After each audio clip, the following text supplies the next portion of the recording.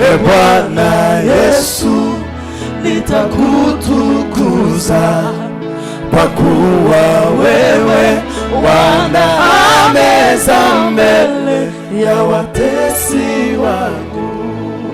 Haleluya! Haleluya!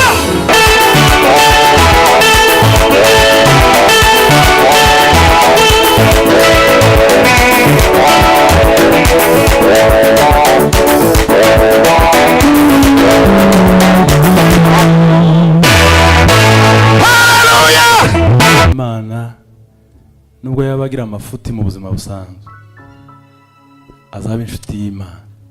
Nubwo waba muri quartier ugira ukuntu uzugenda bikayobera abantu, ariko ukabugira umutima ushima muri wowe, uzuba inshuti y'Imana uko byogenda kose. Haleluya! Duhaye iminota 15 kandi ni myinshi. Umwe agakora akantu gato gato, undi gato gato, tukavuga imirimo y'Imana. Mbere yuko turirimba, ndagira ngo mvuge nk'umunota umwe. Nanone ni ukugaruka dushima n'ubundi. Mu minsi yashize Imana yatugiriye neza. Mwimare kutugirira neza, dutegura umunsi wo gushima Imana w'igitaramo. Ngo turangize turabatekereza, tuza kubatumira. Ngo murangize mutwakira neza. Mutwakira neza ku rwego byadukoze ku mutima. Ngo murangize kutwakira neza, mutwemerera ko muzaza kubana natwe mu gushima Imana. Ngo murangize kwemera ntibyasigaraho. Ngo murangize muraza. Imitima yacu rero yashimye Imana, ariko kandi impamvu ikomeye cyane twaje hano kubashimira. Umuntu wakoze ikintu cyiza akwiye gushimirwa. Ni ukuri twaje kubashimira.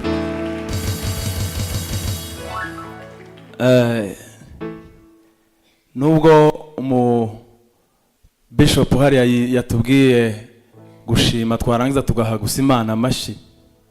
Munyemerere tuyihe amashyi, ariko hariho n'amaturo tuza gutura. Tuyongera amashyi menshi, ntacyo bitwaye.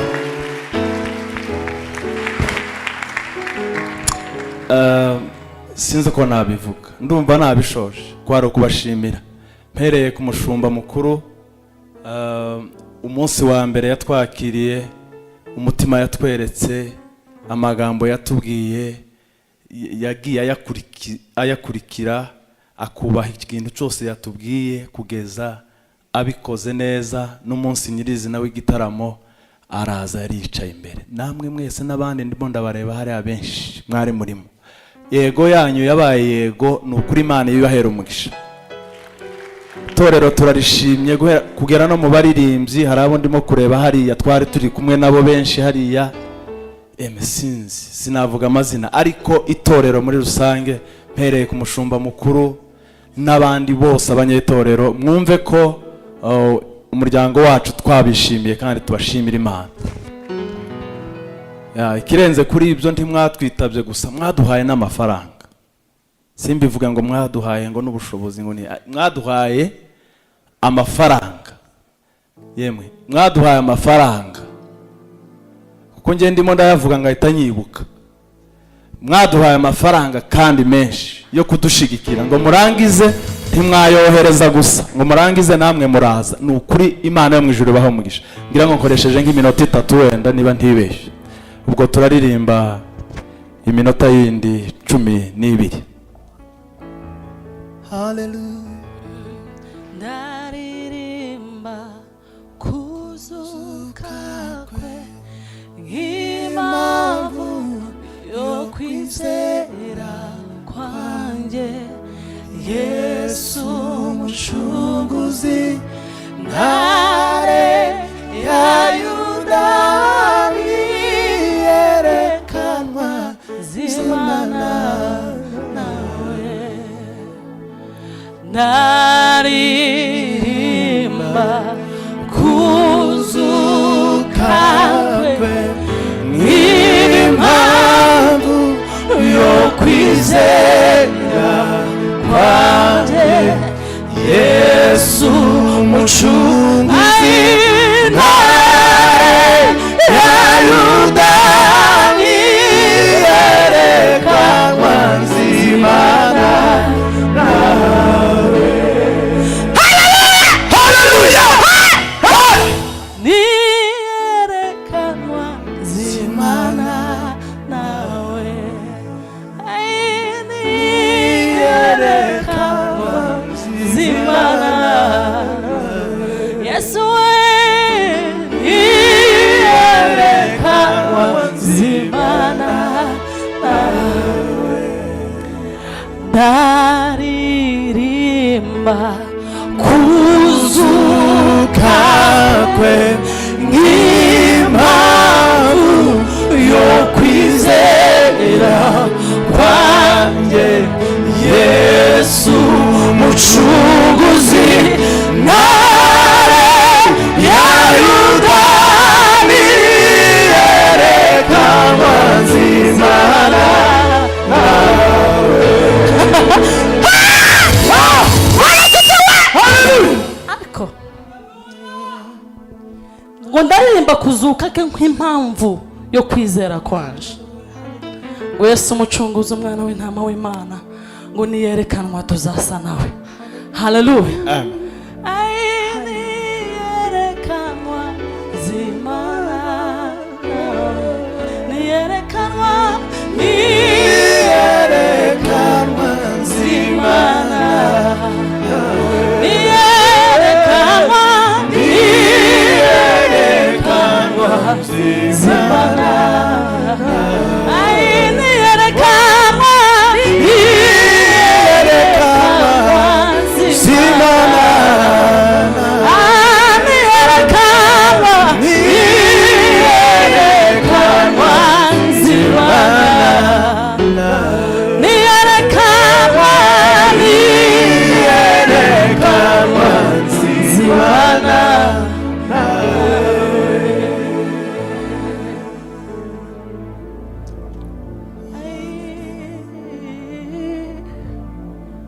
Mwokozi Yesu nimemwamini, kwake nimetarajia mambo yote, nimemupa maisha yangu ili yeye ayatawale. Mwokozi Yesu, Mwokozi Yesu nimemwamini, kwake nimetarajia mambo yote, nimemupa maisha yangu ili yeye ayatawale. Uwepo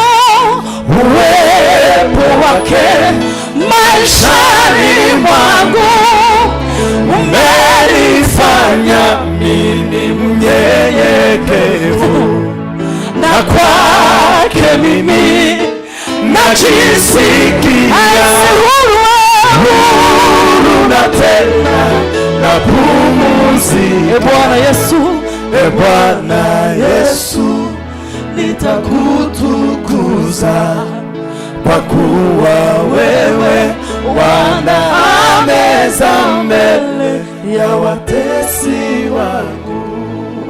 Haleluya, haleluya.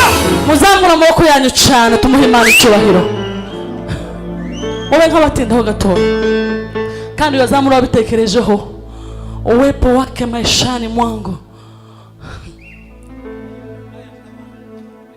Haleluya. Tuguhaye icyubahiro Mana ya Isiraheli we.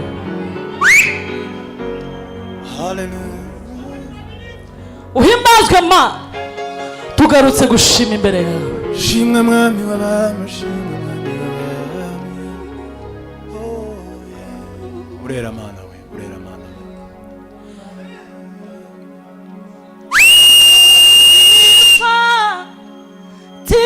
Tirazisi zakugwaho ni wowe nziringira,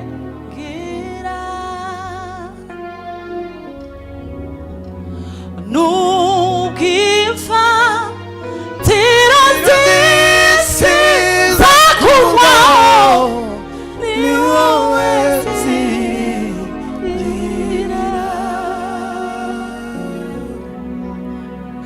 n'ubwimfa tirazisi zakubaho ni wowe ziringira ugushikamijeho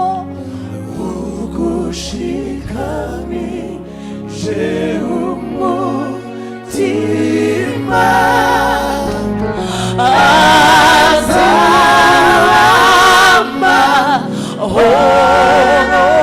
horomasa ibirenge bye ntibizanyeganyezwa kuko utajuhinduka. tumva amajwi yanyu gusa. ugushikamijeho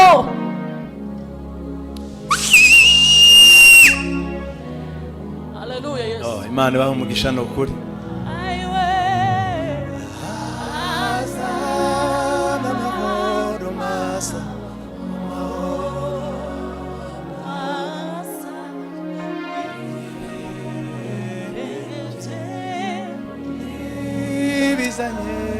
himbazwa Mana we ukutahinduka. ababishoboye tuzamura amaboko tusubire muri aya magambo. ugushikamijeho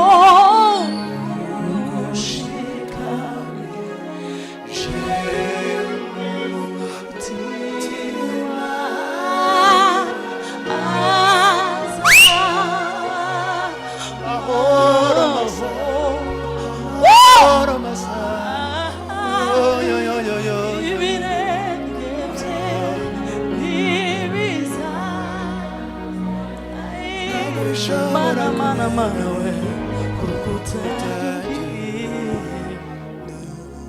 Imana ibahe umugisha mwinshi. ugushikamijeho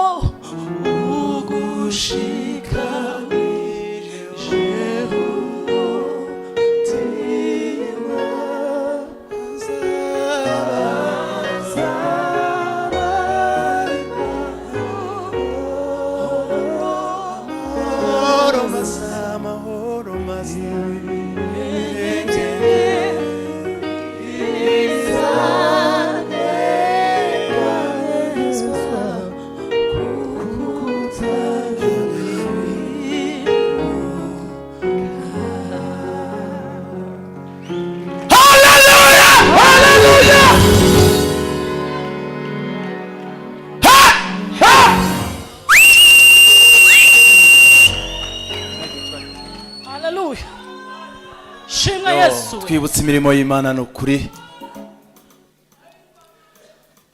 haleluya haleluya.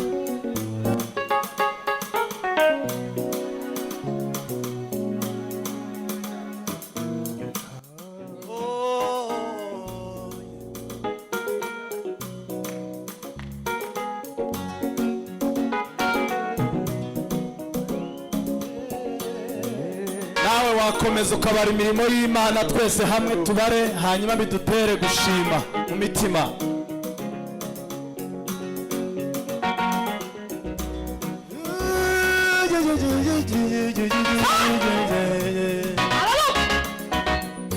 reka tuvuge ibigwi byawe, ibyo wakoze Mana n'ibitangaza abantu.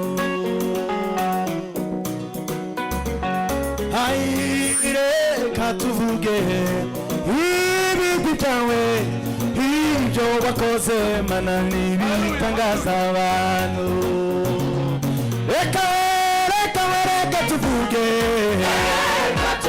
ibigwi byawe, ibyo wakoze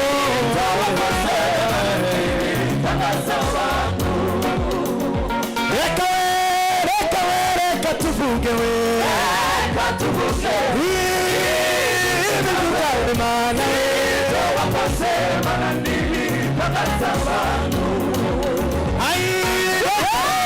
reka tuvuge ibigwi byawe, ibyo wakoze Mana n'ibitangaza abantu.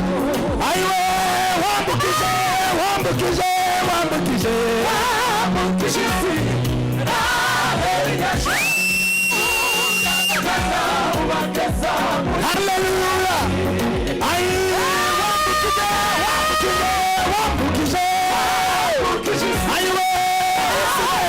urabaja we urabajana ubageza muri Ghana ayiwe ayiwe wakomeje inyanja ayiwe tugisha mukabonana wakomeje bana we inyanja ayiwe tugisha mukabonana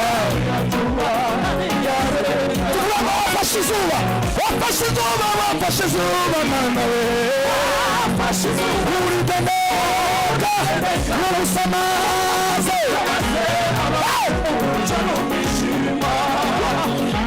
wafashe izuba ayiwe uri deneka mwana we haleluya kuragugute mwana w'umuntu ayiwe mwana w'umuntu we uko niko yabitegetse ayiwe nina twahanyura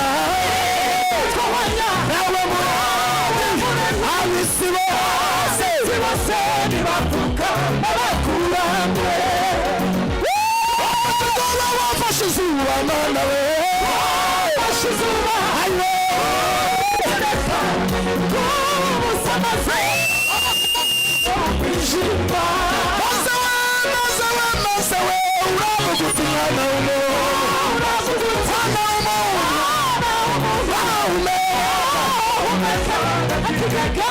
haleluya haleluya haleluya haleluya